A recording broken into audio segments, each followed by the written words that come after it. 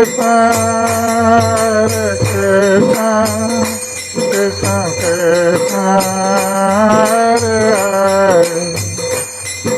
Rama,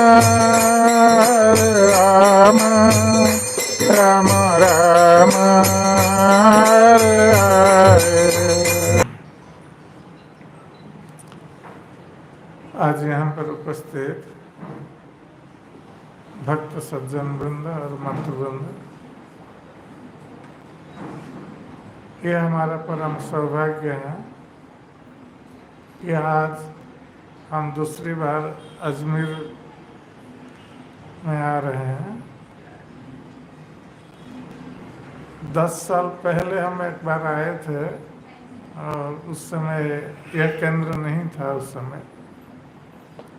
तो जो भी हो, यहाँ पर आप लोग कृष्ण चेतना में भाग ले रहे हैं और मंदिर में आ रहे हैं, ये आप लोगों का बहुत बड़ा सौभाग्य है। आज का जो विषय है कि मृत्यु पर विजय, इस पर हम चर्चा करेंगे। वस्तुतः भौतिक संसार ये जन्म मृत्यु का संसार है। भगवत गीता में भगवान श्री कृष्ण कहते हैं, जातस्य हि ध्रुवं मृत्यु ध्रुवं जन्म अमृतस्य च।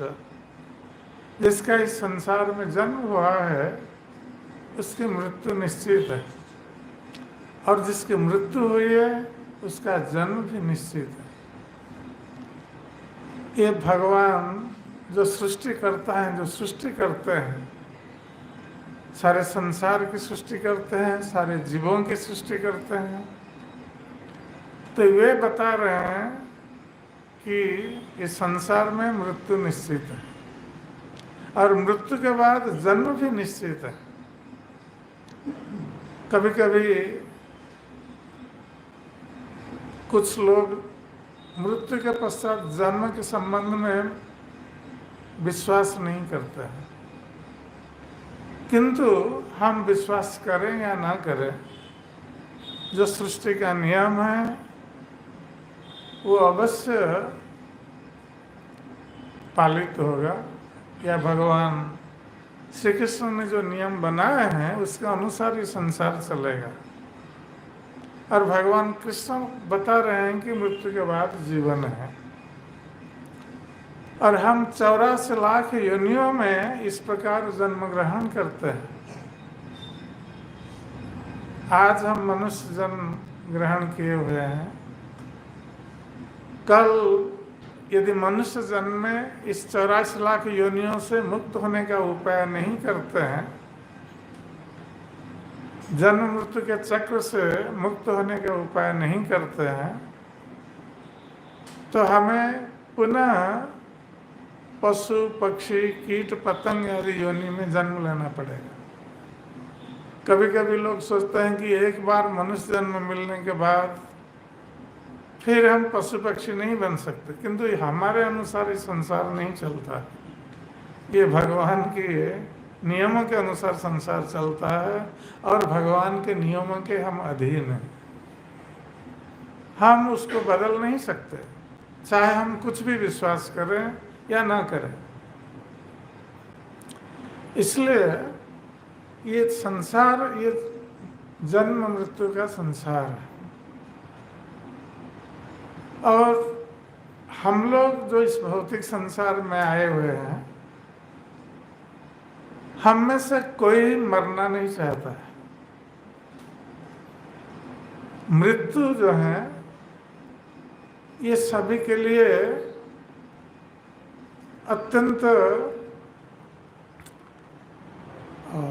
अशुभ वस्तु बताई जाती है।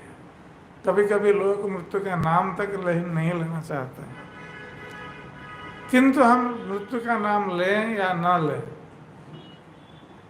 मृत्यु एक दिन आएगी, और किस समय आएगी हमें भी पता नहीं। जैसे हम लोग अभी कोरोना काल में देख रहे थे कि कितने सारे लोगों की मृत्यु हो गई।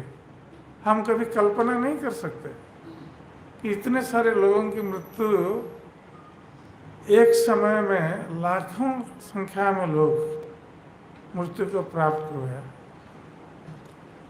और यद्यपि हम देख रहे हैं कि दूसरे लोग मर रहे हैं,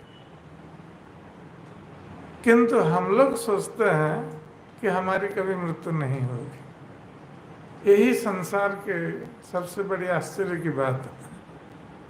जैसे यक्ष ने प्रश्न किया था युधिष्ठिर महाराज को कि संसार में सबसे बड़े आश्चर्य की बात क्या है, तो युधिष्ठिर महाराज ने उत्तर दिया था, अहानि अहानि भूतानि गच्छन्त्यः जमालय, कि लोग प्रतिदिन देखते हैं, अहानि अहानि, प्रतिदिन कोई न कोई यमालय में जाता है, यम के आलय अर्थात गृह में जाता है, अर्थात यमराज के पास जाता है, मृत्यु होती है उसकी। शेषं जीवितं इच्छन्ति किंग आश्चर्यं अतः पर। किंतु बाकी लोग जो संसार में हैं, ये लोग सोचते हैं कि हम यहाँ जीते रहेंगे, हमारी मृत्यु नहीं होगी। इससे बढ़कर आश्चर्य की बात और क्या हो सकती है। तो हम अपनी मृत्यु के बारे में कभी नहीं सोचते हैं, और यदि हमें कोई उपाय बता दें कि हमारी मृत्यु कभी नहीं होगी, तो हम और प्रसन्न हो जाएंगे कि बहुत अच्छा, हमारी मृत्यु नहीं होगी। क्योंकि जीवित रहने के लिए हम प्रयास करते हैं इस भौतिक संसार, चाहे कितना भी कष्ट हो। शरीर में रोग होता है, रोग को हम ठीक करते हैं क्योंकि हम जीवित रहना चाहते हैं, यही हमारी इच्छा है।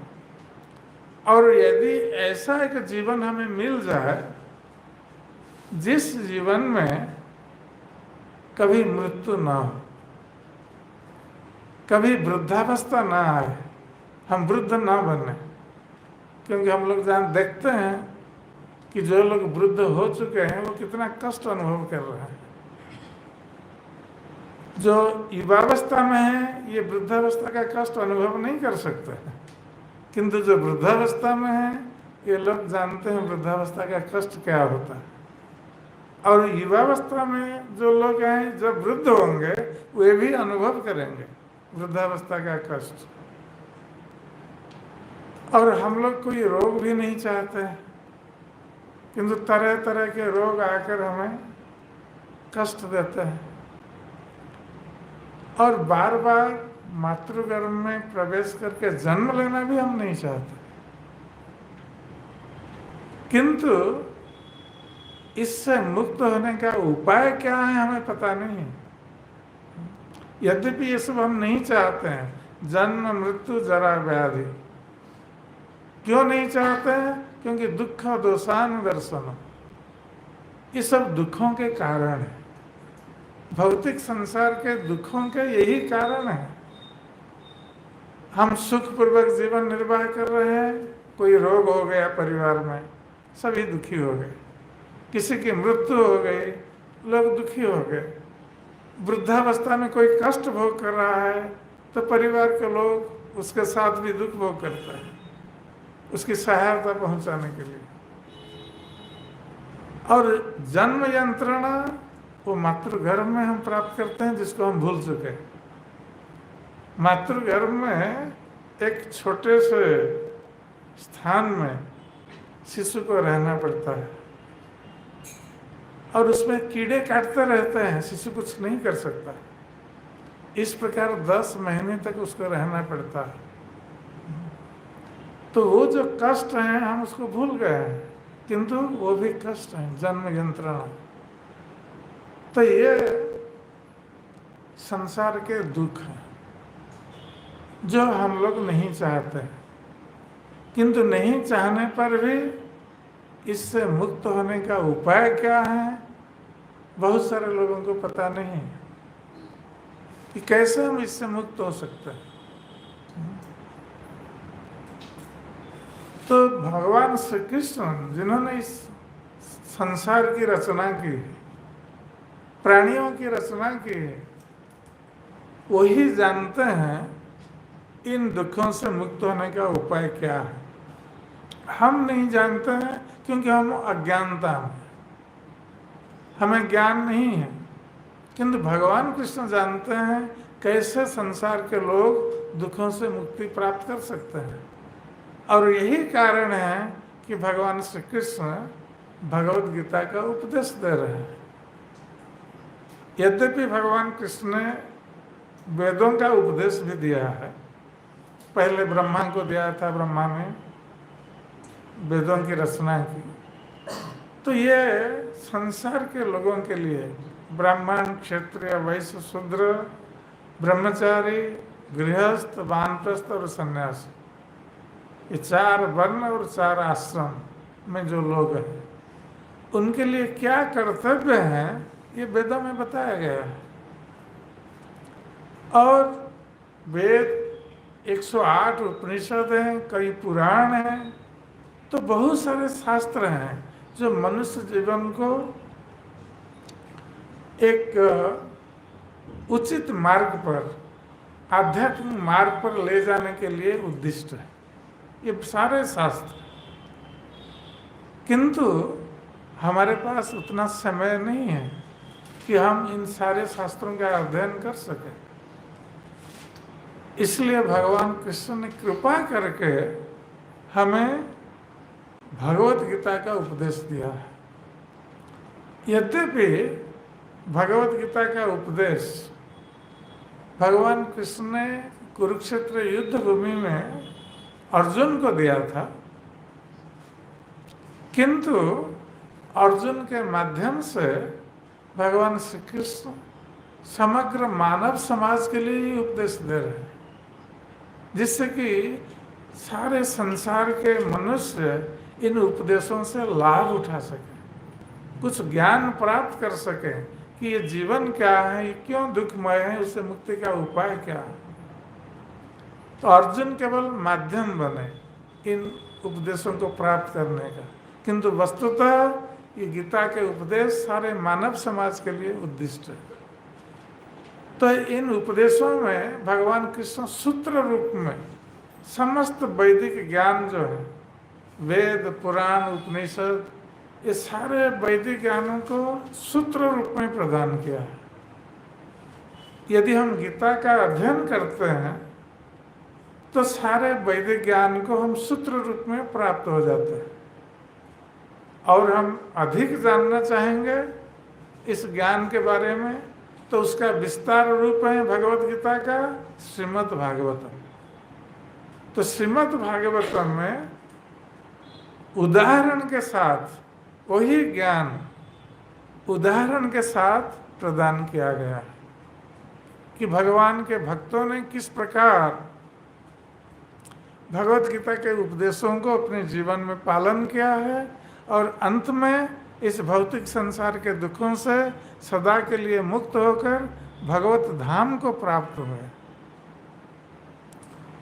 तो इस संसार, जो भौतिक संसार हम देख रहे हैं, भौतिक ब्रह्मांड, ये भौतिक ब्रह्मांड जो है ये कई ब्रह्मांड है, एक ब्रह्मांड नहीं है।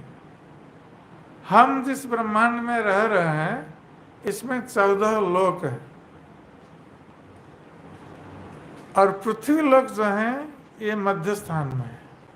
इसके ऊपर 6 लोक हैं और नीचे 7 लोक। ये 14 लोकों को लेकर एक ब्रह्मांड है। इस प्रकार अनंत ब्रह्मांड है भौतिक संसार में, जिसको गिनना संभव नहीं है। अनंत ब्रह्मांड, और ये अनंत ब्रह्मांड मिल जाने से जितना उसका परिमाण होता है, ये समग्र सृष्टि का 1/4 है, 4 भाग से 1 भाग, और 3 भाग जो हैं सृष्टि, जिसको त्रिपाद विभूति कहा गया है, और ये भौतिक सृष्टि एकपाद विभूति। तो ये त्रिपाद विभूति में ये सब आध्यात्मिक लोक है, आध्यात्मिक जगत। भगवान के जो धाम है, वैकुंठ लोक, अयोध्या धाम, द्वारका धाम, जगन्नाथपुरी धाम, गोलोक वृंदावन धाम, मायापुर धाम, ये सब आध्यात्मिक जगत में है। और भगवान जब अवतरित होते हैं इस भौतिक संसार में, अपने धाम को साथ लेकर आते हैं। उस धाम का कुछ अंश यहाँ पर प्रकट होता है भौतिक संसार। तो भगवान के धाम जो आध्यात्मिक जगत का अंश है, वहाँ पर जितने प्राणी अर्थात भक्त लोग निवास कर रहे हैं, क्योंकि भगवान के भक्त नहीं होने पर कोई उस आध्यात्मिक जगत को प्राप्त नहीं हो सकता। तो इसलिए भगवान के धाम में जितने लोग हैं सब भगवान के शुद्ध भक्त हैं। शुद्ध भक्ति के बिना कोई भगवान के धाम में जा नहीं सकता। तो संसार में बहुत सारे काम हैं, घर का काम है, ऑफिस का काम है, बिजनेस का काम है, तो हम कृष्ण का स्मरण करने के लिए हमारे पास टाइम कहाँ है? तो हमें ये कला सीखनी है, भगवान कृष्ण को स्मरण करने की कला सीखनी है। कैसे हम कर सकते हैं? तो भगवान कृष्ण कहते हैं कि हे अर्जुन, तुम्हारा कर्मण्यवाधिकारस्ते मां फलेषु कदाचन, तुम्हें कर्म करने का अधिकार है, किंतु फल पर तुम्हारा अधिकार नहीं है।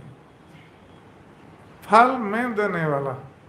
कभी कभी लोग बहुत कठोर परिश्रम करते हैं, और कठोर परिश्रम इसलिए करते हैं कि अधिक परिश्रम करने से अधिक धन प्राप्त हो जाएगा, वो धनी बन जाएंगे। किंतु कभी कभी देखा जाता है कि व्यक्ति कठोर परिश्रम करता है, उसको कम धन प्राप्त होता है या नहीं मिलता है, और कभी कभी व्यक्ति थोड़ा सा परिश्रम करता है, उसको अधिक धन मिल जाता है। ये कैसे संभव है?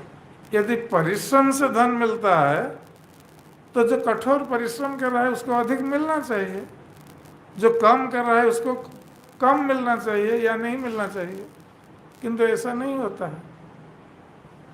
इसका अर्थ है कि हमें कितना धन प्राप्त होगा ये हमारे कर्मों के अनुसार भगवान निश्चित करते हैं, पूर्व जन्मों के कर्मों के अनुसार। हम कठोर परिश्रम करें ना करें, जितना हमें मिलना है उतना ही मिलेगा, उससे अधिक नहीं मिलेगा। तो ये भगवान अब कहते हैं कि इसलिए फल का अधिकार तुम्हारा नहीं है, फल मैं देने वाला। कर्म करने का अधिकार तुम्हारा है, तुम कर्म करो। तब व्यक्ति को क्या करना चाहिए? यदि भगवान फल देते हैं, उनके ऊपर निर्भर करता है, तो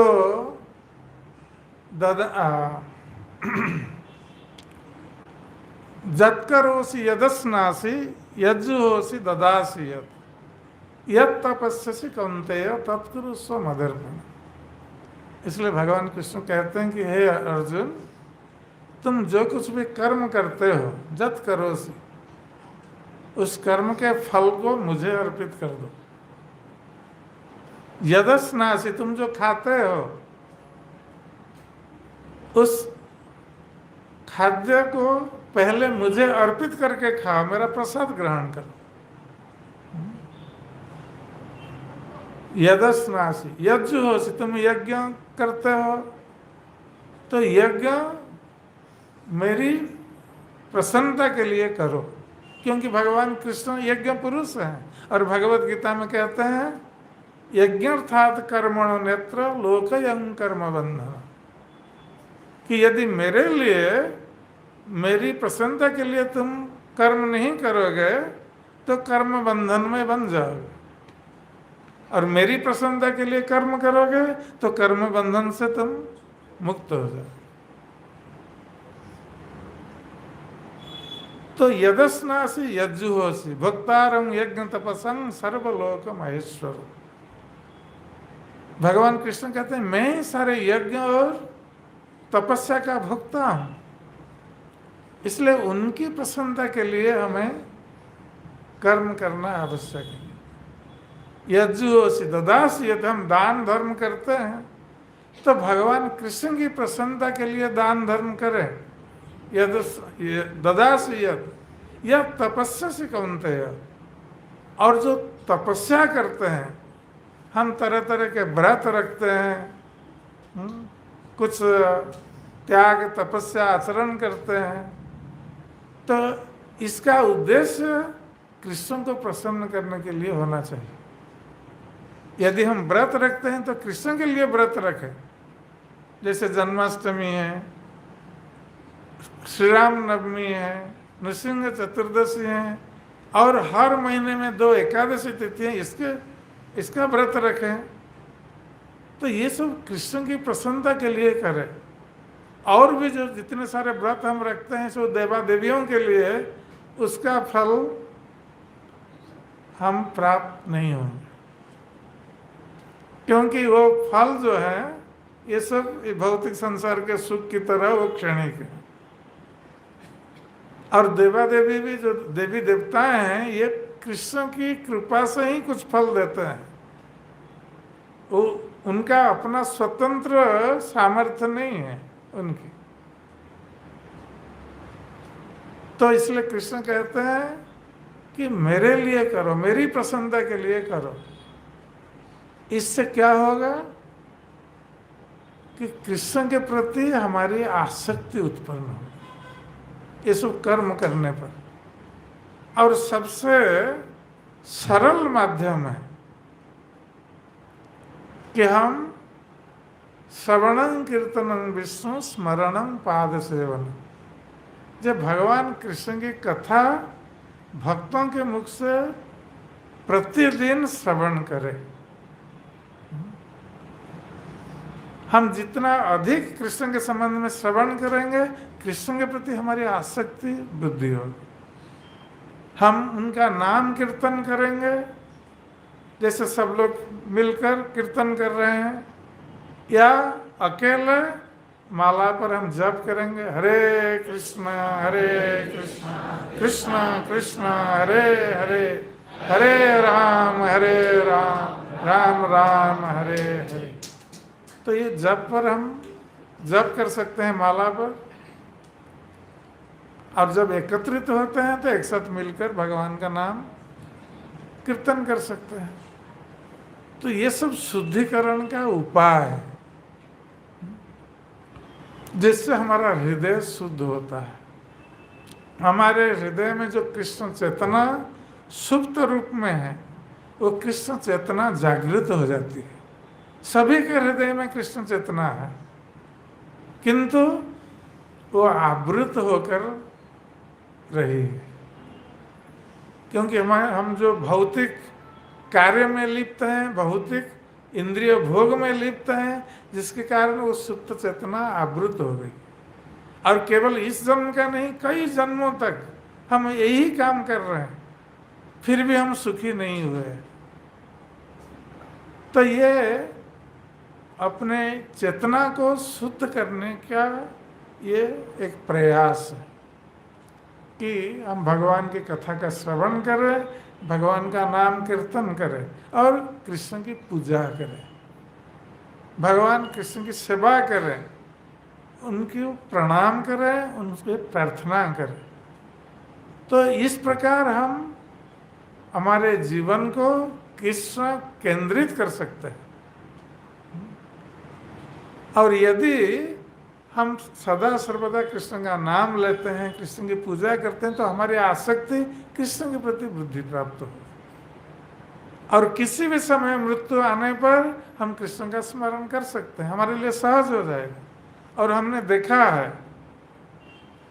कि जैसे कोई कृष्ण भक्त नहीं है, वो व्यक्ति रास्ते में जाता है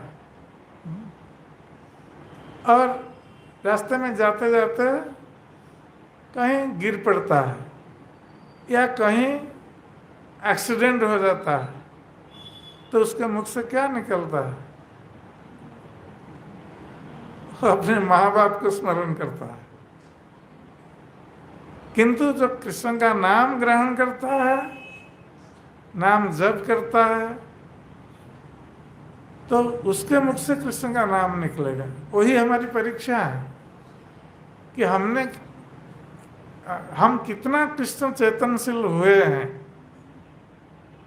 हमारी जिह्वा कृष्ण नाम ग्रहण करने में कितनी अभ्यस्त हुई है, उसका प्रमाण मिलेगा जब हम अकस्मात कुछ हो जाए हमारे साथ, तो उस समय कृष्ण का नाम आता है या नहीं, ये हमारी परीक्षा है। यदि आता है तो हम सफल हो गए कि किस समय मृत्यु आने पर भी हम कृष्ण का नाम ले सकते हैं। तो ये जो उपाय बताए गए हैं, ये उपाय बहुत शक्तिशाली उपाय है और सरल उपाय है। ऐसे प्राचीन काल में लोग जाते थे जंगल में तपस्या करने के लिए, और तपस्या करने के लिए तरह तरह के नियमों का पालन करना पड़ता था। किंतु आजकल किसको कहा जाएगा जंगल में जाकर तपस्या करे? कोई नहीं कर सकता। इसलिए श्री चैतन्य महाप्रभु जो कि स्वयं भगवान श्री कृष्ण हैं, ये कलयुग में आए कलयुग के लोगों का उद्धार करने के लिए, और उन्होंने भगवान के नाम संकीर्तन का प्रवर्तन किया। ये हरे कृष्ण महामंत्र का प्रवर्तन किया कलयुग के लोगों के लिए। हरेर नाम हरेर्नामैव केवलम कलो नास्तेव नास्तेव नास्तेव गतिरन्यथा। ये 3 बार कहा गया कि कलयुग में कोई दूसरा उपाय नहीं है, कोई दूसरा उपाय नहीं है, कोई दूसरा उपाय नहीं है। एकमात्र उपाय है हरि नाम। हरे कृष्णा कृष्ण कृष्ण हरे हरे, हरे राम राम राम हरे हरे। तो ये जो भगवान का नाम चैतन्य महाप्रभु ने केवल नाम प्रदान नहीं किया, इसके साथ साथ एक दुर्लभ वस्तु भी प्रदान कर दी। अनर्पित चरिंचिरा करुणया अवतीर्ण कलो समर्पित उन्नत उज्ज्वल रसम स्वभक्ति श्रियम। तो इस हरिनाम के माध्यम से श्री चैतन्य महाप्रभु ने जो अन्य अवतारों में प्रदान नहीं किया था, उस वस्तु को उन्होंने प्रदान कर दिया। स्वभक्ति स्व नामामृत अत्युदाहरण। इस हरिनाम के माध्यम से उन्होंने कृष्ण प्रेम को प्रदान कर दिया, अमृत को प्रदान कर दिया, प्रेमामृत। ये चैतन्य महाप्रभु की विशेष कृपा है कलयुग के लोगों के लिए। अर्थात जो लोग इस हरे कृष्ण महामंत्र का जप और कीर्तन करते हैं, ये अनायास कृष्ण प्रेम को प्राप्त हो जाता है। उनका हृदय केवल शुद्ध नहीं होता है, वो कृष्ण प्रेम को प्राप्त हो जाते हैं, कृष्ण के प्रति आसक्त हो जाते हैं।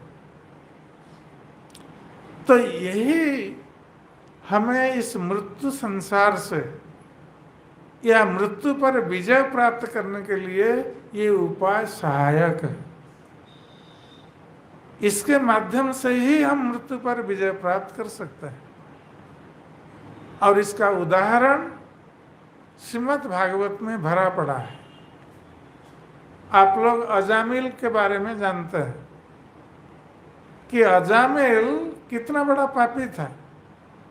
यद्यपि उसका जन्म ब्राह्मण परिवार में हुआ था और बाल्यावस्था में उसने भगवान की पूजा अर्चना भी की थी, क्योंकि ब्राह्मण परिवार में कम से कम सालग्राम शिला होते हैं जो विष्णु शिला माने जाते हैं, और कहीं कहीं भगवान की मूर्तियां भी होती है, ब्राह्मण लोग पूजा करते हैं। आजकल ये सब बदल चुका है, किंतु ये प्राचीन व्यवस्था थी। तो अजामिल का जन्म ब्राह्मण परिवार में हुआ था, इसलिए ब्राह्मण संस्कार उसको प्राप्त था। वो धार्मिक था, शास्त्र ज्ञान था उसको। उसकी बहुत सुंदर पत्नी भी थी और पिता माता थे। वो पिता माता के अकेला पुत्र था अजामिल।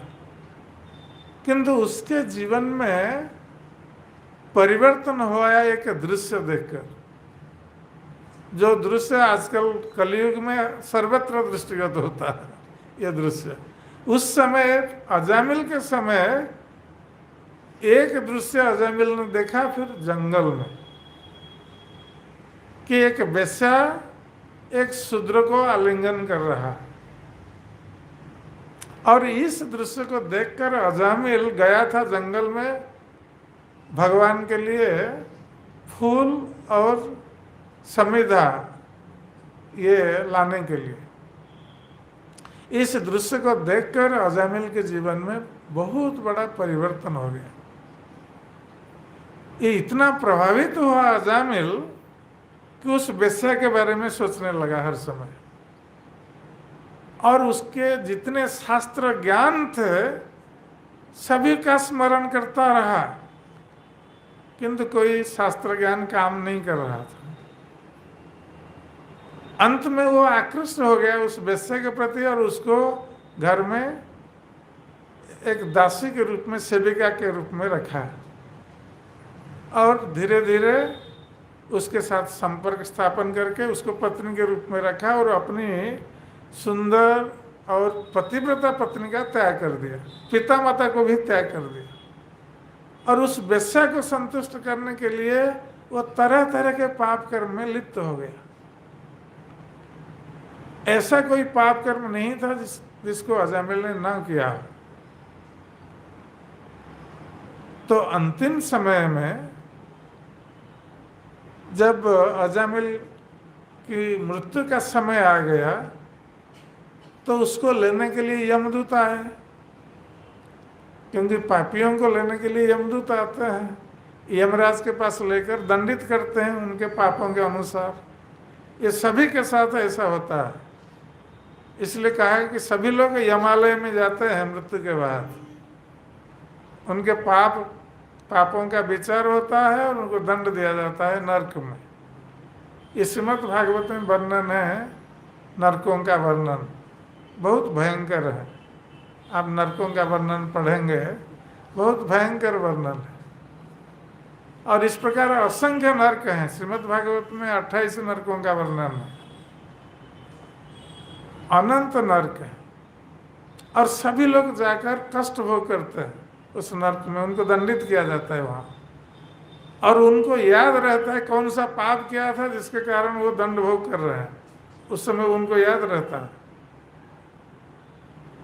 और उसके पश्चात फिर उनको जन्म दिया जाता है, और जन्म लेने के बाद भी कुछ दंड बाकी रहता है, उसको यहाँ भोग करना पड़ता है भौतिक संसार में। तो अजामिल की मृत्यु के समय यमदूत आ गए उसको लेने के लिए।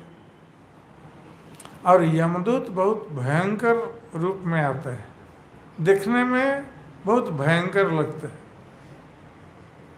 काले कलूटे, और उनका दांत निकला हुआ रहता है और आँख बड़ी बड़ी होती है, सब भयंकर रूप में। हाथ में सब रस्सी खींचने के लिए हमारी आत्मा को लेकर आते हैं।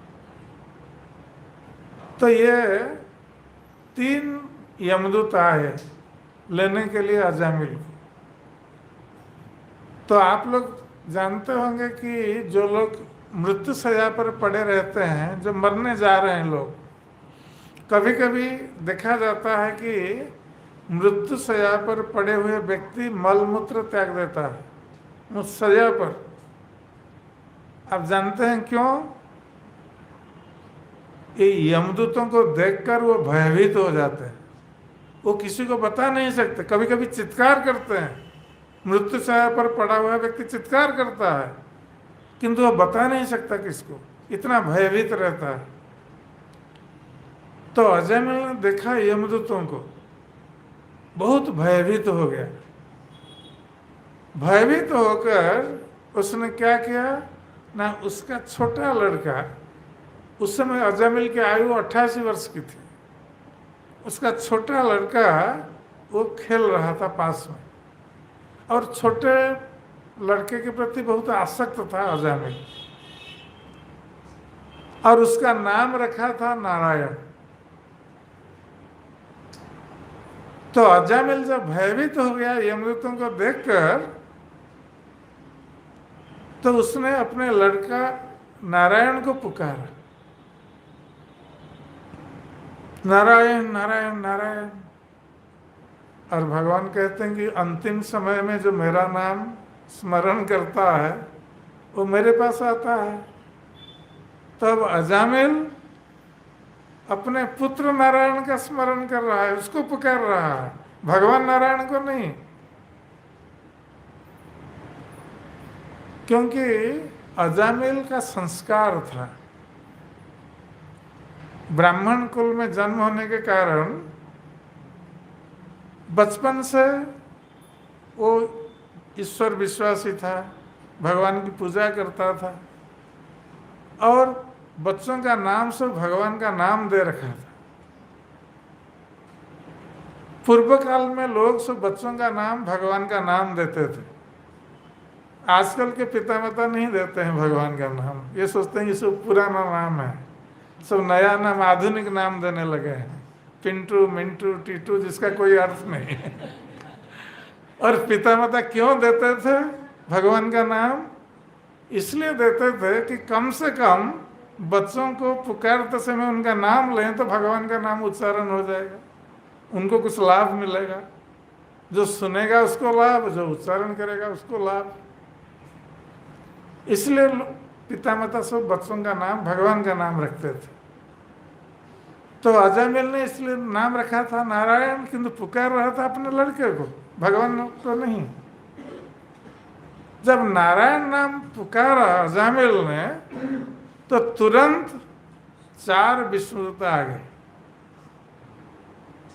और विष्णुदूत आकर यमदूतों को विष्णुदूतों ने रोका कि तुम लोग अजामिल को नहीं ले सकते। उन लोगों ने बांध दिया था अजामिल की आत्मा को लेने के लिए। तो विष्णुदूत आए थे, बहुत सुंदर दिख रहे थे विष्णुदूत, क्योंकि भगवान के वैकुंठ धाम से आए थे, और भगवान विष्णु जैसे बहुत सुंदर लगते थे विष्णुदूत, और हाथ में शंख चक्र गदा पद्म 4 हाथ वाले थे विष्णुदूत। तो यमदूत लोग तो डर गए उनको देखकर, उनको कभी देखा नहीं था। ये पहली बार यमदूत और विष्णुदूत में ये भेंट हो रही है, कभी ऐसा नहीं हुआ था। क्योंकि दोनों का कार्यक्षेत्र अलग अलग होता है। विष्णुदूत किसके पास आते हैं? जो भक्त होते हैं। तो भक्त लोगों की जब मृत्यु होती है तो उस समय उनको लेने के लिए विष्णुदूत आते हैं वैकुंठ से विमान लेकर, और जो भक्त नहीं होते हैं भगवान के, उनको लेने के लिए यमदूत आते हैं, हाथ में रस्सी पकड़कर उसको खींचते हुए लेकर जाएंगे, गरम बालू में चलाएंगे, और दोनों पार्श्व में आग जलती होगी, ऊपर से धूप और नीचे तप्त बालू, इस स्थिति में खींचते हुए लेकर जाते हैं। तो कार्यक्षेत्र अलग अलग होता है। तो ये एक अवसर है कि जहाँ यमदूत और विष्णुदूत दोनों मिल गए, क्योंकि अजामिल पापी था, उसको लेने के लिए यमदूत आए, और उसने डर करके नारायण नाम उच्चारण कर दिया। अब विष्णुदूत आ गए उसको, उसकी रक्षा करने के लिए। तो यहाँ धर्म संकट उत्पन्न हो गया। अब अजामिल को कौन लेगा? तो जब विष्णुदूतों ने रोका यमदूतों को, तो यमदूतों ने कहा कि भाई आप लोग क्यों हमें रोक रहे हैं, आप लोग कौन हैं? हम लोगों ने तो आप लोगों को देखा नहीं कभी। तो विष्णुदूत लोग हंसने लगे कि यमदूतों की मूर्खता देखकर, ये नहीं जानते हैं हमें। तो उन्होंने कहा कि अच्छा, आप लोग यमराज के दूत हैं ना, और यमराज द्वादश महाजनों में एक है जो भगवत तत्व को जानते हैं, भक्ति के तत्व को जानते हैं। इसलिए विष्णुदत्त ने कहा कि आप लोग यमराज के दूत हो, तो आप लोगों को तो पता होना चाहिए कि धर्म क्या है, अधर्म क्या है। तो आप लोग बताइए धर्म का लक्षण क्या है और अधर्म का लक्षण क्या है।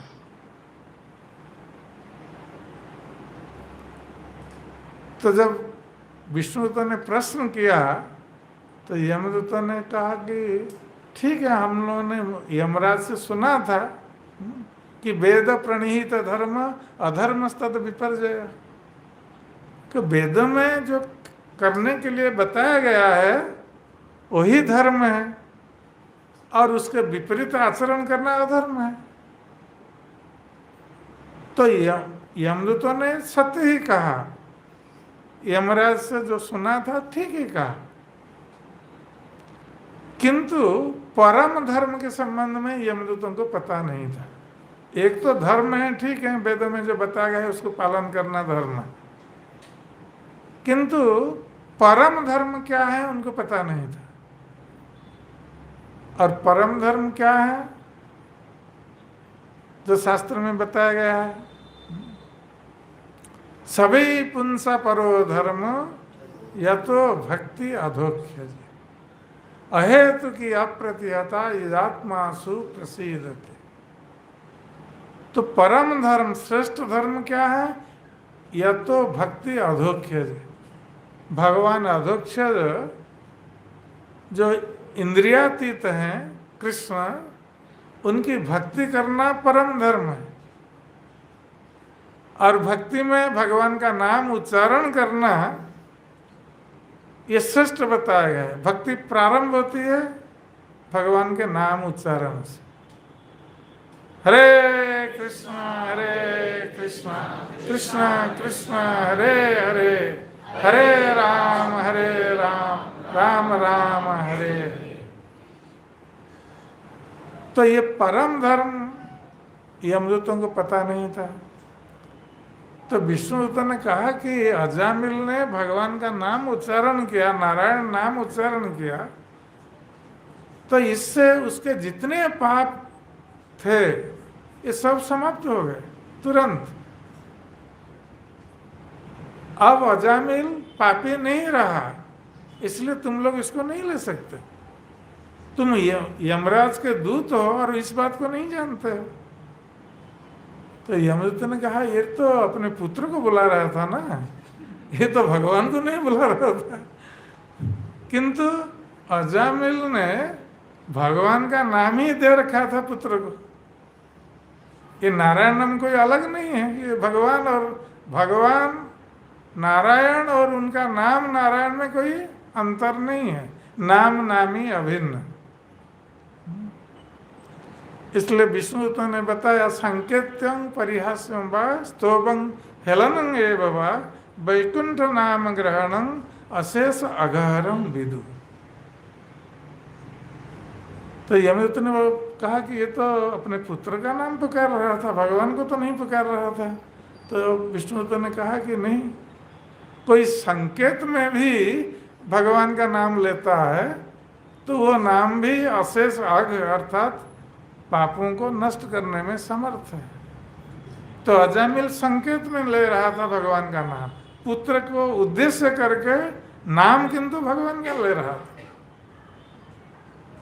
इसलिए उसके सारे पाप नष्ट हो गए मृत्यु के समय। तो यमदूत लोग बहुत अपमानित अपने को महसूस किया कि अभी तक उनको किसी ने रोका नहीं था। जहाँ कहीं भी जाते थे उसको बांध करके ले आते थे यमराज के पास। अभी पहली बार ऐसा हुआ कि किसी ने आकर उनको रोका, उनको सेवा करने नहीं दी। तो एक तो क्रोधित हुए, अपमानित भी हुए, और वो विष्णुदूतों को कुछ करना चाह रहे थे किंतु कर नहीं पाएंगे क्योंकि ये तो बहुत शक्तिशाली हैं, शंख चक्र गदा पद्म धारण किए हुए हैं। तो वो गए यमराज के पास, यमदूत। अजामिल की रक्षा हो गई। अजामिल ये सब देख रहा था यमदूत और विष्णुदूतों में जो वार्तालाप हो रहा था, उसको देखकर उसके मन में परिवर्तन आया, पापों से मुक्त हो गया और उसने सोचा कि मैं कितना बड़ा पापी था, कितने सारे पाप कर्म किए हैं। आज यदि मैं नारायण नाम उच्चारण नहीं करता तो आज यमदूत मुझे लेके जाते हैं दंड देने के लिए। तो हमने जो गलती की है अब हम नहीं करेंगे। उन्होंने निश्चय किया कि अब मुझे गृह त्याग करके हरिद्वार जाना है, वहाँ विष्णु मंदिर में भगवान की सेवा करके अपने को शुद्ध बनाना है। इसका अर्थ है कि अजामिल की आयु बढ़ गई, वो मृत्यु होने वाली थी, अब वो बच गया। किंतु विष्णु लोग उसको नहीं लिए भगवान के पास, क्योंकि केवल पाप मुक्त हुआ है, किंतु भगवान के प्रति जो प्रेम उत्पन्न होना चाहिए अभी तक नहीं हुआ है। इसलिए उनको अवसर दिया भक्ति करने के लिए। तो विष्णुदूत भी चले गए और यमदूत भी चले गए, और यमराज के पास जाकर यमदूतों ने अभियोग किया। ये इतने क्रोध में थे यमदूत, जाकर यमराज से पूछ रहे हैं कि आप हमें पहले ये बताइए कि आप सर्वोच्च व्यक्ति हैं ना, आपके ऊपर और कोई है?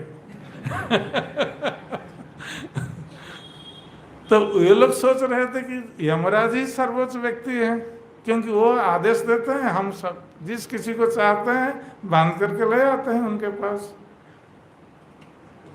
तो यमराज ने कहा कि नहीं नहीं, हम सर्वोच्च नहीं है, हमारे ऊपर भगवान है, हम उनके आदेश का पालन कर रहे हैं। तो इसलिए यमराज ने कहा कि तुम लोग एक काम करना, आज से भूल से भी कभी भगवान के भक्तों के पास मत जाना,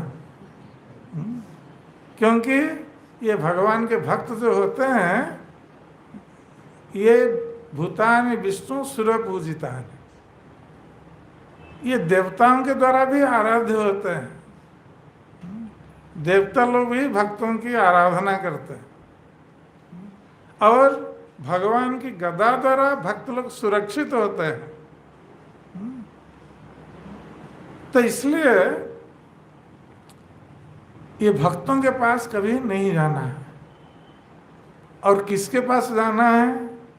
आदेश दे रहे हैं यमराज, जिह्वा न भक्ति भगवत नाम गुण ध्येय। जिन लोगों की जिह्वा एक बार भी भगवान के नाम का उच्चारण नहीं किया हो, भगवान के गुणों का गान नहीं किया हो, उसके पास जाना, उसको ले आना यमराज के पास।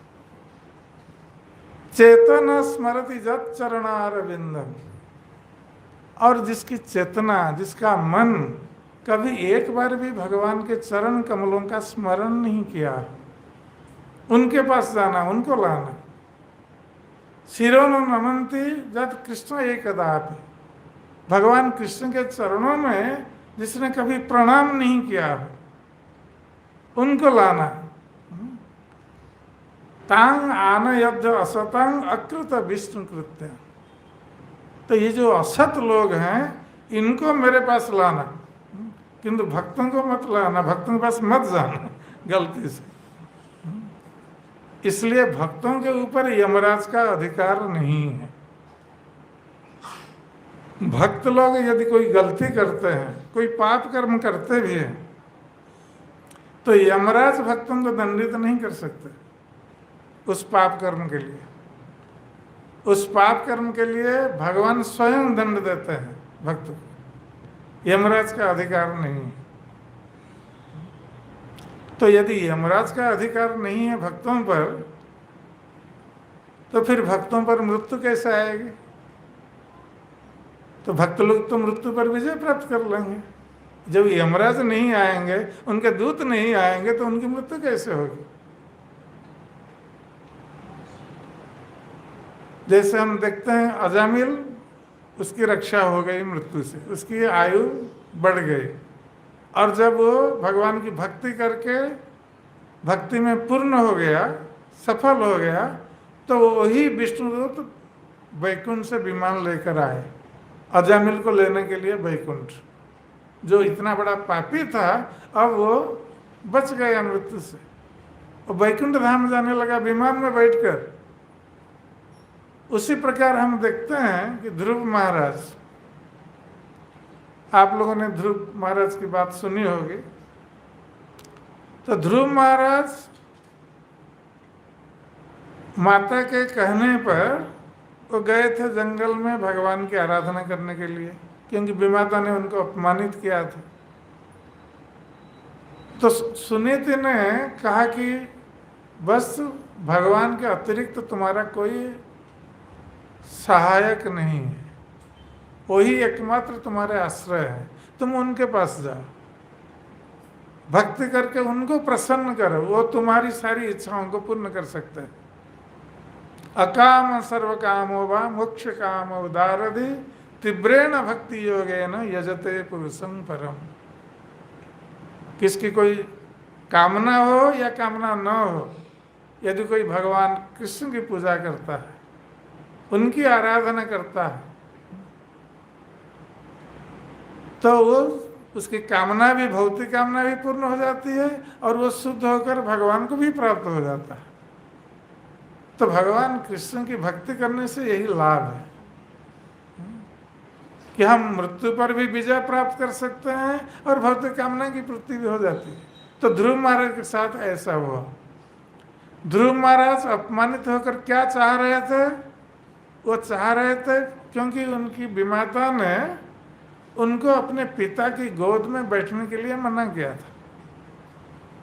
उसने कहा था कि तुम, मेरे गर्भ से तुम्हारा जन्म नहीं हुआ है, इसलिए तुम अपने पिता की गोद में नहीं बैठ सकते। विमाता ने इस प्रकार कहा था, तो ध्रुव महाराज बहुत अपमानित हुए।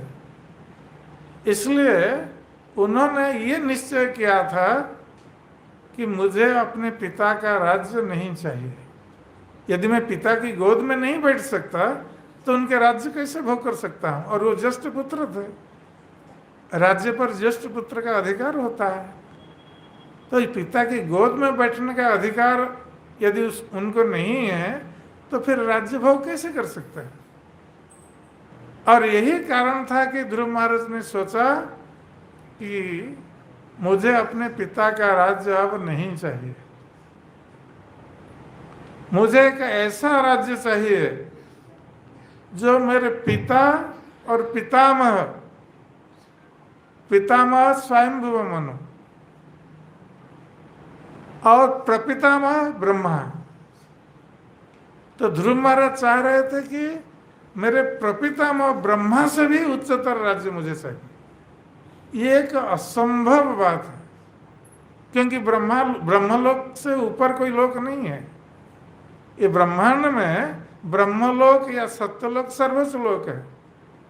अब ध्रुव महाराज चाह रहे हैं ब्रह्मलोक से भी उच्चतर राज्य। ये कैसे संभव है? असंभव कामना। और इसी कामना को लेकर वो जंगल में गए, वन में तपस्या करने के लिए। और नारद मुनि के बताए मार्ग पर चलकर उन्होंने 6 महीने तक कठोर तपस्या की। और उस समय ध्रुव महाराज की आयु कितने वर्ष की? 5-6 वर्ष की। छोटी सी अवस्था में उन्होंने भगवान को प्रसन्न कर लिया अपनी भक्ति के द्वारा। और भगवान को जो हृदय में देख रहे थे ध्रुव महाराज, वही भगवान सामने प्रकट हो गए ध्रुव महाराज को। तो ध्रुव महाराज चक्षु बंद करके अंतर में, हृदय में भगवान का दर्शन कर रहे थे। जब अप्रकट हो गए हृदय से और बाहर प्रकट हो गए उनके सम्मुख, तो ध्रुव महाराज तुरंत आंख खोल दिए, देखे कि भगवान स्वयं खड़े हैं उनके सामने। तो प्रेम पूरित हृदय से ध्रुव महाराज उनके चरणों में गिर पड़े और प्रणाम करते हुए चाह रहे हैं भगवान की प्रार्थना करने के लिए, किंतु कहीं स्कूल कॉलेज तो गए नहीं थे उस समय, 5-6 साल की आयु में पढ़ना प्रारंभ होता है, तो कोई पढ़े नहीं है तो स्तुति कैसे करे भगवान की। तो भगवान समझ गए कि ध्रुव हमारी स्तुति करना चाह रहा है, नहीं कर पा रहा है। तो भगवान ने क्या किया, अपने शंख को उनके मस्तक में स्पर्श कर दिया। और भगवान का जो शंख होता है वो ज्ञान का प्रतीक होता है। तो शंख स्पर्श से ध्रुव महाराज में संपूर्ण ज्ञान भर गए भगवान के संबंध, और बहुत सुंदर स्तुति करने लगे ध्रुव महाराज। तो ध्रुव महाराज भगवान से कह रहे हैं कि हे प्रभु, मैं आया था आपके पास कुछ कांच के टुकड़े मांगने के लिए। काचम विचिन्नम अपि दिव्य रत्नम। मैं कुछ कांच के टुकड़े मांगने आया था। कांच के टुकड़े क्या हैं? जो राज्य की कामना थी उनकी, ब्रह्मा से भी उच्चतर राज्य की कामना, ये भौतिक कामना थी। इसको कांच की टुकड़ों के साथ तुलना कर रहे हैं ध्रुव महाराज। काचम विचिन्नन अपि दिव्य रत्न स्थानाभिलाषी तपसी स्थित हम तुम प्राप्तवान देव मुनिंद्र गुह्यम। तो ध्रुव महाराज कह रहे हैं कि हे प्रभु, मैं आपके पास आया था स्थान का अभिलाषी होकर, उच्च लोक की प्राप्ति का अभिलाषी होकर आया था। इसलिए हमने तपस्या की थी और अब मैंने आपको प्राप्त कर लिया। मैं कांच के टुकड़े मांगने आया था, अब मुझे दिव्य रत्न मिल गए, आप जैसे दिव्य रत्न मिल गए। स्वामीन कृतार्थस्मि वरं न जाज। हे प्रभु, अब मैं कृतार्थ हो गया आपका दर्शन पाकर, मुझे कोई भौतिक वरदान की कोई आवश्यकता नहीं। अब ध्रुव महाराज संपूर्ण शुद्ध हो गए, कोई भौतिक अभिलाषा नहीं रहे। किंतु भगवान इतने कृपालु हैं, कह रहे हैं कि ध्रुव, तुम जिस उद्देश्य से आए थे उस उद्देश्य की पूर्ति तुम्हारी होगी। तुम ब्रह्मलोक से उच्चतर राज्य की कामना करते हुए मेरे पास आए थे, तो मैं तुम्हें अपना लोक दे देता, क्योंकि ब्रह्मलोक से ऊपर भगवत धाम है। इस भौतिक जगत में भगवान ने वो वैकुंठ धाम बनाया था लक्ष्मी देवी की प्रसन्नता के लिए। तो भगवान अपने धाम को दे दिए ध्रुव महाराज, तुम्हारी इच्छा पूरी हो। और उसके साथ साथ तुम अपने पिता के राज्य पर शासन करना चाहते थे, तुम 36,000 वर्ष शासन करोगे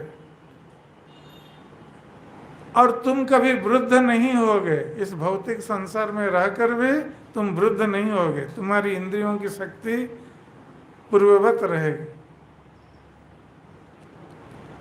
और अंत में तुम मेरे धाम को प्राप्त होगे। ये सारी इच्छाएं भगवान ने पूर्ण कर दी ध्रुव महाराज। और जब मृत्यु का समय आया ध्रुव महाराज, तो उस समय वैकुंठ से विमान आया ध्रुव महाराज को लेने के लिए। उस समय ध्रुव महाराज अपने पुत्रों को राज्य देकर बद्रिकाश्रम में तपस्या कर रहे थे। तो जब विमान आया, ध्रुव महाराज ने देखा वैकुंठ से उनके लिए विमान आया है, तो वहाँ नदी में स्नान करके ध्रुव महाराज जब सारी मुनि ऋषियों से अनुमति लेकर वो वैकुंठ के विमान आरोहण करने जा रहे हैं, तो उस समय विमान की उन्होंने परिक्रमा की और विमान के ऊपर चढ़ने के लिए जा रहे हैं। अपने देश से, उसी देश से जा रहे हैं। तो उस समय मृत्यु शरीर धारण करके ध्रुव महाराज के सामने आकर मृत्यु के देवता खड़े हो गए और उन्होंने कहा कि महाराज आप मेरा भी उपयोग कीजिए। मृत्यु प्रार्थना कर रहा है ध्रुव महाराज को, मेरा उपयोग कीजिए। तो ध्रुव महाराज ने कैसा उपयोग किया मृत्यु का? उनके मस्तक पर, मृत्यु के मस्तक पर चरण रखकर उन्होंने वैकुंठ के विमान का आरोहण किया। मृत्यु के मस्तक पर चरण रखकर वैकुंठ के विमान का आरोहण किया। इसका अर्थ क्या है? ध्रुव महाराज की हमारी जैसी मृत्यु नहीं हुई।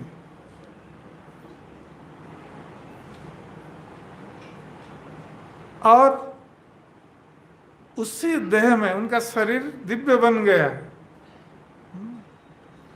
और उसी शरीर में वो वैकुंठ जाने लगे विमान में।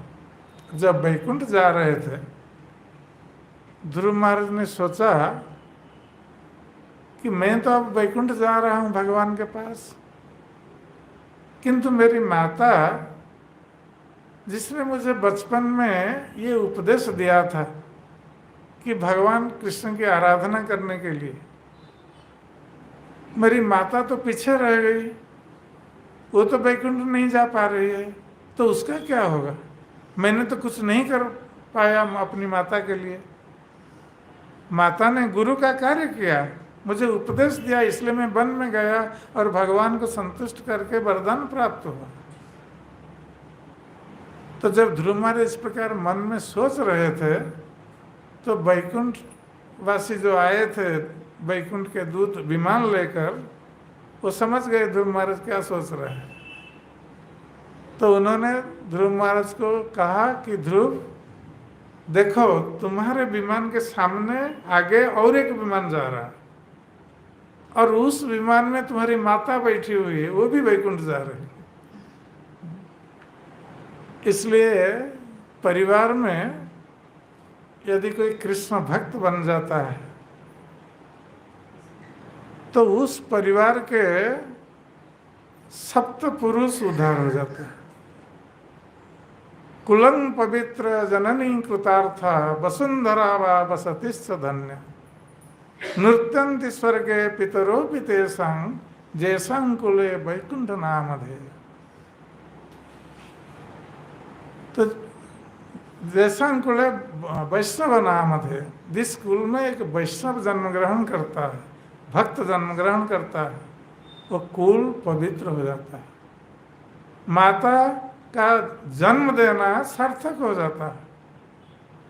यदि पुत्र कृष्ण भक्त नहीं है तो माता का जन्म देना व्यर्थ है। गांधारी ने 100 पुत्रों को जन्म दिया, सब कुलांगार निकले, सब कृष्ण का विरोधाचरण करने लगे। और कुंती ने 5 पुत्रों को जन्म दिया, सारे के सारे भगवान कृष्ण के शुद्ध भक्त। तो माता का जन्म देना सार्थक हो गया। वसुंधरा वा बसतिश्च धन्या, जिस स्थान पर ऐसे कृष्ण भक्त जन्म लेते हैं वो स्थान भी पवित्र हो जाता है। नृत्यन्ति स्वर्गे पितरो पितेषां, और उनके पितृपुरुष नरक से उद्धार होकर स्वर्गलोक में नृत्य करने लगता है। तो मृत्यु पर विजय प्राप्त करने का यही एकमात्र उपाय है कि भक्तों की मृत्यु इस प्रकार होती है कि वो भगवत धाम जाते हैं, वो यमराज के पास नहीं जाते हैं। और अभक्तों की मृत्यु के कारण वो यमराज के पास जाते हैं कष्ट भोग करने के लिए, दंडित होने के लिए। तो मृत्यु पर यदि विजय प्राप्त करना है तो भगवान की शुद्ध भक्ति आचरण करना एकमात्र उपाय है, और कोई उपाय नहीं।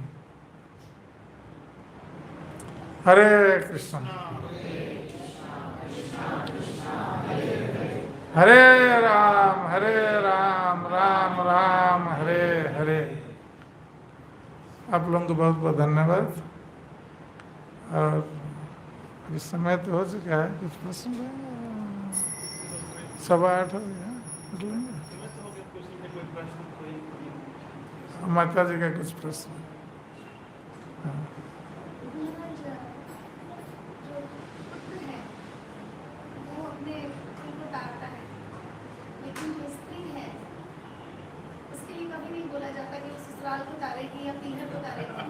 इसके लिए भी बोला गया है।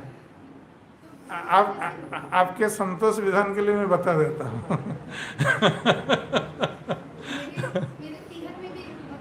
हाँ ठीक है, हाँ बता रहे हैं। जब नृसिंह भगवान प्रकट हुए, प्रहलाद महाराज से वरदान दिया, और प्रहलाद महाराज ने उस समय प्रार्थना की थी नृसिंह भगवान से कि हे प्रभु, मेरे पिता आपका विरुद्धाचरण करते रहे सारा जीवन, क्योंकि हिरण्यकशिपु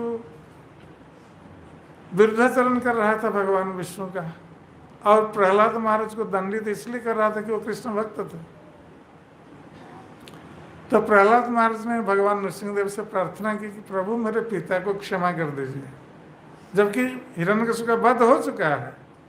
किंतु प्रहलाद महाराज जानते हैं कि भगवान का विरुद्धाचरण करने पर उसको तो नरक गति होगी। ऐसे साधारण रूप से देखा जाता है कि व्यक्ति कोई भगवान के विरुद्धाचरण करता है तो उसकी नरक गति होती है। तो प्रहलाद महाराज ने प्रार्थना की भगवान नृसिंहदेव से कि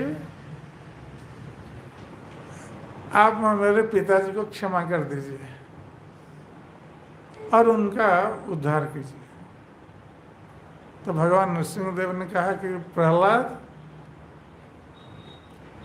केवल तुम्हारा पिता का उद्धार नहीं हुआ है, मेरे हाथ से उसकी मृत्यु हुई है, उसका उद्धार तो हो चुका है, किंतु तुम्हारे कुल के 21 पुरुष उद्धार हो चुके हैं।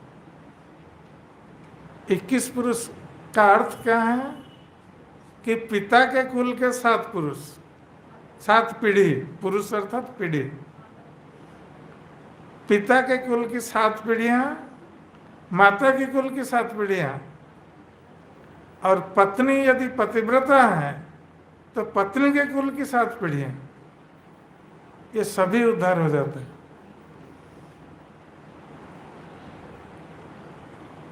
ठीक है? नहीं? नहीं, आपका और कोई प्रश्न है? क्या स्त्री उद्धार नहीं कर सकती? कर सकती है, कर सकती है। हैं?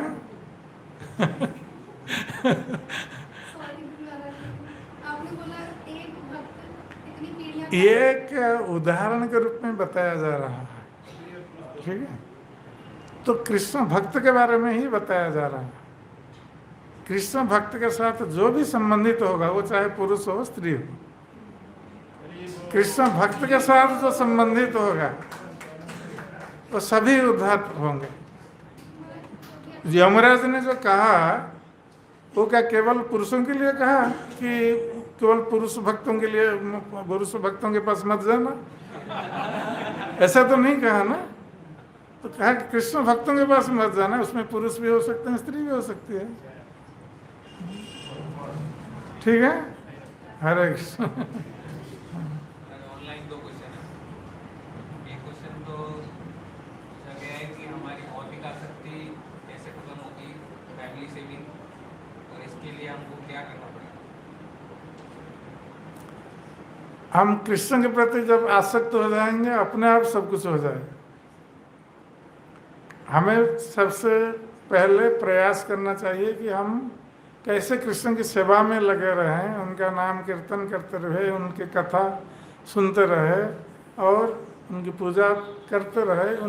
इस प्रकार कृष्ण के प्रति आसक्त होने पर भौतिक आसक्ति अपने आप दूरीभूत हो जाएगी। उसके लिए अलग से प्रयास करने की आवश्यकता नहीं। हाँ, भगवान के नाम जप के साथ साथ कोई अपराध कर्म करता है तो क्या तब भी उसके कुल निष्पाप हो जाता है? देखिए,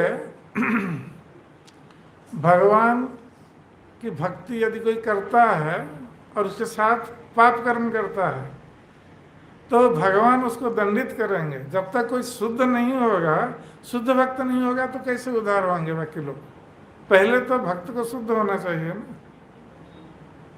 तो पाप कर्म अगर भक्त करता है तो इसका अर्थ है वो शुद्ध नहीं हुआ है, तो भगवान उसको दंडित करके शुद्ध करेंगे।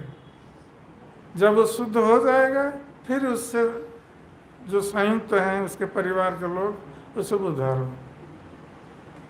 हरे कृष्ण। श्री श्रीमद् भक्ति गौरव नारायण गुरु महाराज की